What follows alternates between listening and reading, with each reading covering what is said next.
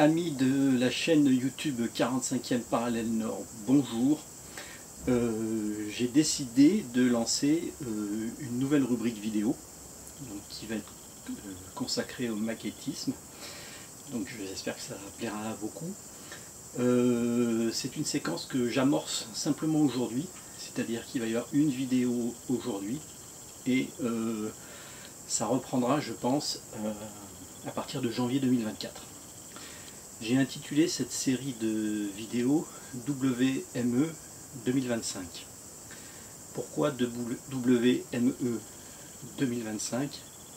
Donc WME comme World Model Expo de l'année 2025. C'est-à-dire qu'en 2025, il va y avoir à Paris une exposition et un concours mondial de maquettisme et de figurines, donc au niveau international. Donc là où vont se confronter les plus grands maquettistes du monde. Et pour ceux qui suivent un petit peu mes vidéos, notamment la rubrique Duramart, qui traite de maquettisme et de figurines, en 2022, donc à l'été 2022, en juillet 2022, j'ai décroché une médaille de bronze en catégorie Open Master Diorama. C'est-à-dire que Master, c'est la catégorie la plus élevée. La médaille de bronze ne récompense pas un classement, un premier, un deuxième, un troisième, mais récompense un niveau de travail. Donc quand vous êtes en médaille d'or, c'est parfait. Quand vous êtes en médaille d'argent, vous pouvez vous améliorer. Quand vous êtes en médaille de bronze, vous pouvez encore bien vous améliorer. Mais disons que déjà décrocher une médaille de bronze, au niveau master, c'est déjà beaucoup.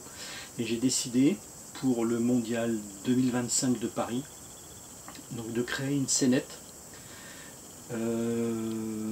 pour décrocher au mieux, j'espère, la médaille d'or, sinon la médaille d'argent. Cette scénette n'existe pas. Je pars d'une feuille blanche, carrément d'une feuille blanche, et donc je vais vous exposer le projet, et tout le temps où je vais créer cette scénette, créer les maquettes, créer le diorama, ce sera filmé et je vous expliquerai ce que je fais, quelles sont les techniques que j'emploie et voilà comment je vais arriver au bout. Je pense que entre janvier 2024 et juillet 2025, un an et demi, ça va être très très juste pour faire ce que j'ai envie de faire, parce que ça va être pas très grand, mais ça va être très très très détaillé et donc forcément compliqué à réaliser. Donc je vais vous présenter le projet là tout de suite et j'espère que à partir du mois de janvier, parce qu'en ce moment j'ai pas le temps, franchement j'ai beaucoup d'occupations personnelles et le soir et le week-end j'ai pas le temps et j'ai pas la tête, surtout j'ai pas l'esprit de faire du maquettisme. Donc vraiment je serai libéré à partir de janvier 2024, mais je vais vous présenter le projet et j'espère que vous allez suivre pendant un an et demi. Je ne sais pas combien il y aura de vidéos parce que je ne sais pas à quelle fréquence je vais travailler, je ne sais pas combien de temps, tout dépend de mon état d'esprit, mais on va partir d'une feuille blanche et on va aller jusqu'à la réalisation finale de la maquette, du diorama, et jusqu'à l'exposition concours de 2025. Allez, je vous présente ça. Donc, dans un premier temps, je vais vous présenter le projet, la scénette, et ensuite je vous présenterai les trois éléments principaux qui vont être sur cette maquette et je vais vous expliquer la difficulté de réalisation de chacun de ces trois éléments principaux. Alors je vous ai fait un petit, je ne sais pas si vous voyez bien, un petit crowbar comme ça. Donc la scénette, on appelle ça une scénette parce que bon, c'est un diorama mais qui est assez petit, donc qui fera environ ces dimensions-là. C'est-à-dire grosso modo 20 par 20. Donc c'est une base qui est relativement petite et je vous expliquerai l'importance d'avoir des bases petites malgré qu'on peut avoir des éléments plus gros dessus. Donc environ 20 par 20 qui va représenter le front de Normandie, la bataille de Normandie de juillet 1944, début juillet 1944, c'est-à-dire que les Américains ont déjà bien progressé, il y a eu déjà pas mal de batailles de chars. Donc on est ici sur une route normande, et où va passer un char Sherman américain. Donc on verra que la réalisation du char américain en lui-même ne va pas être très difficile. Ce qui va être beaucoup plus difficile, c'est tout ce qu'il va y avoir dessus, puisque je vais mettre environ 10 à 12 figurines, c'est-à-dire qu'il y aura les chefs de char, les conducteurs du blindé, l'équipage du blindé, qui transporteront, bon, mes petits bonhommes on les voit pas très bien, des parachutistes de la 101e division airborne, qui seront donc sur le char et qui se feront transporter. Donc la difficulté, ça va être de créer une atmosphère entre les figurines, l'équipage du char, et il va y avoir plein d'accessoires dessus, des caisses, des seaux, des sacs de sable. En fait, ça va être très très chargé au niveau du Sherman. Premier élément, donc le Sherman. Le deuxième élément, ce sont les figurines qui sont sur le Sherman. Le troisième élément qui sera le plus important, c'est une épave ici de char allemand qui est un Panther, qui sera donc détruit. Donc la difficulté de la réalisation de ce char, c'est qu'il est détruit, il va être éclaté et il va être partiellement brûlé. C'est-à-dire qu'il ne sera pas complètement brûlé comme certaines épaves que j'ai déjà faites, il sera partiellement brûlé, aux 2 tiers brûlé, 1 tiers avec son camouflage. Plus les chenilles seront éclatées, etc. Je vais vous montrer un exemple sur un magazine. Et la difficulté supplémentaire, c'est qu'il sera à moitié, enfin partiellement immergé dans un marais. Voilà, un marais, un étang. Alors je sais qu'il n'y a pas beaucoup d'étangs, peut-être pas beaucoup de marais en Normandie, mais bref, c'est pour augmenter la difficulté de la chose. Partiellement immergé, détruit, calciné et hyper détaillé, on va voir pourquoi. Donc important, je ne sais pas si vous voyez bien aussi, important pour moi de respecter le diorama à 3 étages, ce que j'appelle 3 étages. Si vous faites un diorama plat comme ça et que vous mettez, admettons que ça ce soit un blindé ou un véhicule, que vous mettez déjà votre véhicule sur un seul plan et parallèle à vos côtés, ça c'est à proscrire parce que ça manque de dynamisme, ça manque de mouvement. Déjà la première des choses, c'est de mettre vos véhicules en diagonale ou vos bâtiments en diagonale, c'est la première des choses. Et surtout c'est d'avoir plusieurs étages. Si vous faites plusieurs étages, ça donne beaucoup plus d'intensité à votre scénette, à votre diorama. Donc ici, je ne sais pas si vous voyez bien, il y aura 3 étages. Le premier étage qui est le char allemand détruit dans son étang. Le deuxième étage qui est la route ou le chemin avec le Sherman qui passe. Et le troisième étage, il faut une verticalité de 3e plan. Donc ici en campagne c'est difficile.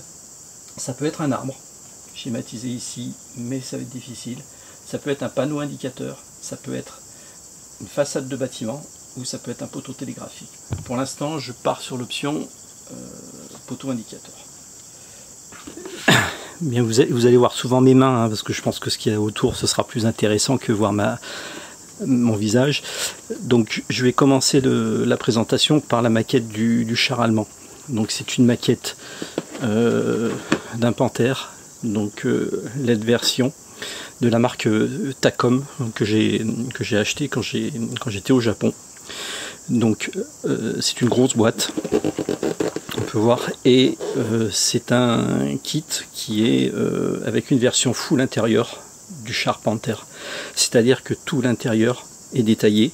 Vous avez le compartiment moteur, vous avez toute la partie inférieure, tout ce qui est boîte de vitesse, transmission, etc.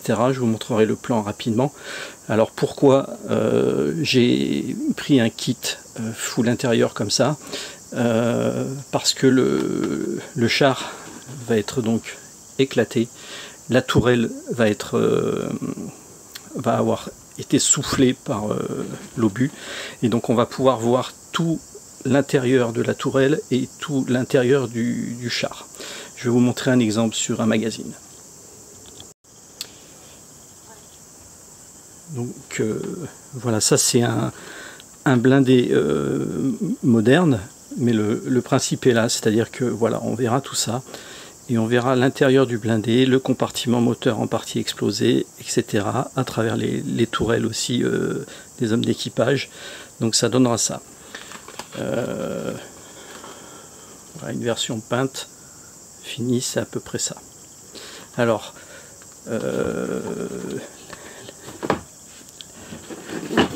la difficulté, c'est que à l'intérieur d'un blindé qui a brûlé, vous avez des éléments comme par exemple les assises de siège, les dosserets de siège ou les étuis à chargeur qui sont en toile. Tout ça, ça a brûlé. Donc il faudra ne pas faire apparaître ces éléments qui ont brûlé et mettre à la place, et ben, pourquoi pas des armatures métalliques, des choses comme ça. Donc je vais vous présenter ce kit rapidement et vous allez voir la complexité d'un tel kit. Donc voilà les détails un petit peu, montage des trains de roulement, partie du châssis, partie inférieure,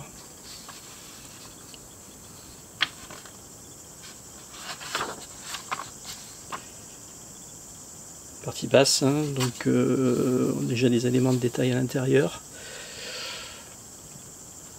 Voilà, ça commence à prendre forme. Les différents compartiments, toutes comment dire, les caisses qui reçoivent les obus. Donc là on peut déjà se poser une première question. Un char qui a brûlé, que sont devenus les obus? Est-ce qu'ils ont explosé? Est-ce qu'ils ont disparu? Comment on va les faire apparaître?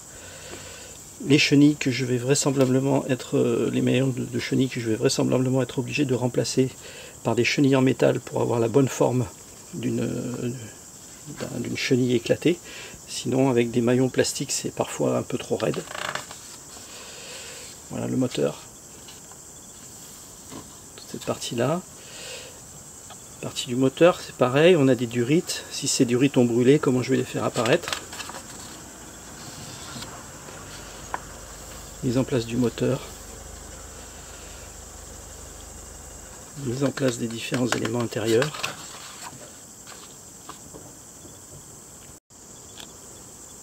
Donc voilà encore des parties arrière.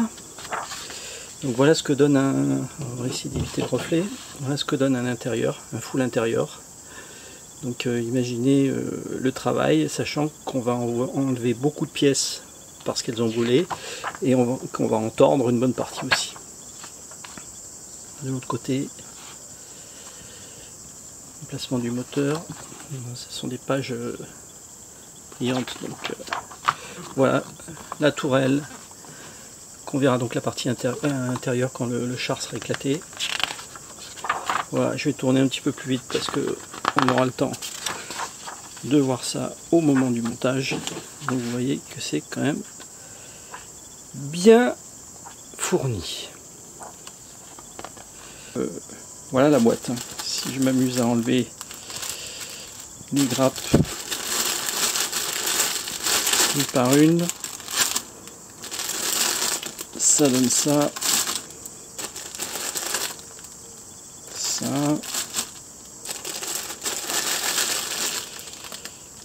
voilà, voilà, la partie supérieure, le châssis, non. Voilà, je passe vite parce que ça me démoralise. Encore. Encore. Toutes les grappes. Voilà, donc j'ai remis toutes les grappes parce que ça prend du temps. Alors, un petit détail aussi, c'est que ce kit là, alors je vais remettre les plans.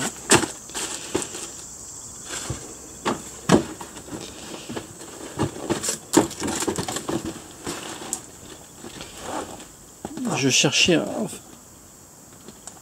cherchais une autre version de ce kit là, parce que ce kit là c'est bien un Panthère qui est allé ou qui a pu aller sur le front de Normandie, seulement il n'est pas zimérité. Alors zimérité, qu'est-ce que c'est? La zimérite, c'est un revêtement que les Allemands mettaient sur les parties verticale ou oblique de leur blindé, c'est-à-dire soit sur le côté, soit sur le glacis avant. Donc c'était un revêtement, une sorte de pâte antimagnétique qui évitait que les ennemis puissent coller des mines dessus. Alors si vous voulez voir un exemple de Zimmerit, voilà, sur ce magazine, je ne sais pas si on voit bien, ça fait des petits carrés. Donc tout ça c'est un revêtement que les Allemands mettaient sur leur glacis avant, des fois sur la bouche du canon, enfin sur la partie ici du canon et sur le côté. Donc c'était énormément de blindés en Normandie qui étaient comme ça. Donc évidemment, moi en plus, il va falloir que je le fasse. Il va falloir que je mette de la Zimmerit avec, on verra la technique, sur mon blindé. Voilà pour une présentation assez rapide du Panther. Le deuxième élément donc, qui viendra sur le deuxième étage, comme on a dit, du diorama, donc c'est un 4-3, donc un Sherman avec un canon de 76. Donc là il est sur front hivernal, front Bastogne, mais moi je vais le réaliser front Normandie, c'est pas un souci puisqu'il va être de toute façon recouvert d'énormément de choses. Et vous allez voir que bon, la maquette est quand même beaucoup plus light.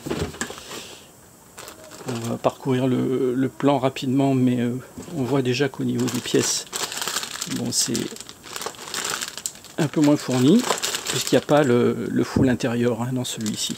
Il va être fermé, donc pas besoin de détailler ce qui ne se voit pas. Donc le full intérieur, pas la peine. Voilà le châssis. Ok, donc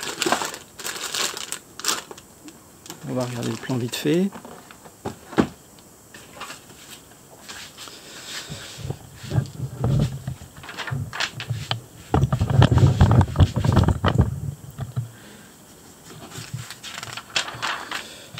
Bon, ça.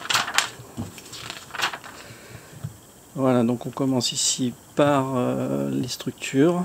Donc on voit que le train de roulement, les chenilles, alors comme le char sera en dynamique, que les chenilles sont beaucoup plus tendues en dynamique, je vais vraisemblablement conserver les chenilles de plastique, enfin les chenilles du kit. Si j'avais un char arrêté ou détruit, je passerais vraisemblablement sur les chenilles métal. Voilà, donc on voit qu'on arrive déjà à la partie supérieure, donc il n'y a pas de partie interne, donc c'est relativement plus aisé à monter, mais quand même ça prend un petit peu de temps.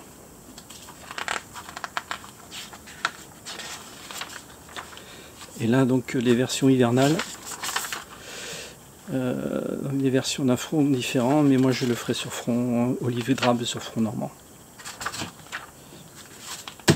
Voilà pour le Sherman.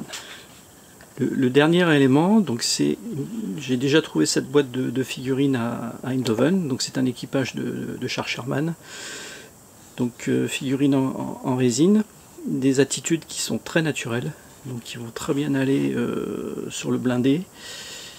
Voilà, j'ai déjà commencé simplement à les monter et à les apprêter, c'est-à-dire il y a un après-gris dessus, ça on aura le temps d'en reparler, et ça c'est un groupe de sacs de sable qui va aller sur le glacis avant du Sherman. Alors vous pouvez vous apercevoir que la plupart des figurines sont sans tête, donc j'aurai le temps de détailler ça, parce que les têtes sont pas génialement, enfin c'est pas, la gravure est pas terrible, donc je vais enlever les têtes, mais comme les coiffes de tankistes sont bien détaillées, et ben je vais retirer la tête de la coiffe avec des petites fraises, on verra ça, et je mettrai d'autres têtes d'une autre marque pour que ce soit beaucoup plus réaliste. Voilà pour les trois éléments. Donc je répète, il y a le Panther, le Sherman et les figurines. Donc voilà pour cette présentation rapide du projet. Donc à partir de janvier, j'essaierai d'avoir des moyens techniques un peu plus sophistiqués, un peu moins brouillons, pour que vraiment ce soit bien filmé et stable.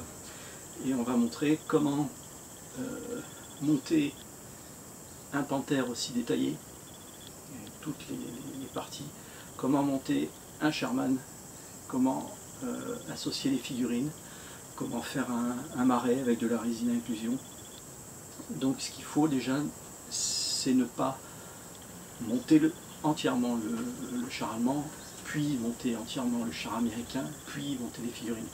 Il faut monter ensemble, un peu le char allemand, un peu le Sherman, un peu les figurines, et au fur et à mesure de l'évolution du projet, présenter les éléments sur le socle. On verra aussi comment fabriquer le socle, pour que ce soit bien harmonisé, pour qu'il y ait une interaction entre les figurines, c'est-à-dire vous n'allez pas poser une figurine à droite, une figurine à gauche, une figurine devant, une figurine derrière. Il faut que toutes vos figurines, par exemple, on va avoir une attitude déjà de la vitesse du Sherman, donc les figurines qui seront dans une certaine position, et avec toutes par exemple le même regard qui vont vers l'épave du blindé. Voilà, donc ça, tout ça, ça se travaille. Et donc il faut changer des têtes, il faut changer des mains, il faut changer parfois modifier des courbures de corps. Donc on verra tout ça en détail. Et donc rendez-vous, je pense que comme je vous l'ai dit, je ne pourrai pas avancer avant janvier 2024. Donc rendez-vous à ce moment-là, et ce sera des vidéos peut-être 20 minutes, une demi-heure, où je vous montrerai l'évolution du projet. Il y aura peut-être des accélérés, des choses comme ça. Mais dès qu'il y a des points de détail techniques importants, eh ben, je préciserai. Ok ? Allez, je vous dis à bientôt, et peut-être pas de nouvelles cet été, parce que je vais partir en vacances, mais rendez-vous en septembre pour sûrement d'autres vidéos ou des news. Allez, à bientôt, ciao.